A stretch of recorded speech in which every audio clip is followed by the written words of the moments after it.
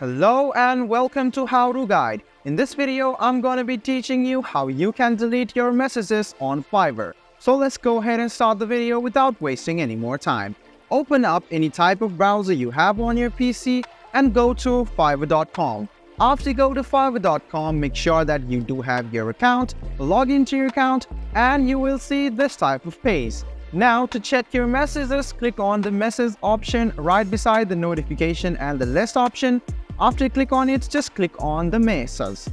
After you click on the message, you can see that the message has opened up. You cannot individually delete the message. You can just go ahead and click on the three dots on the top right hand side and you can see the delete option. Go ahead and click on delete and click delete once again. And you can see that the conversation has now been deleted. Let me show it to you how you can delete the message once again. So just go ahead and click on this option over here. After you click on the message, click on the three lines and click delete once again. And there you go. You have just deleted all of your messages with that single person.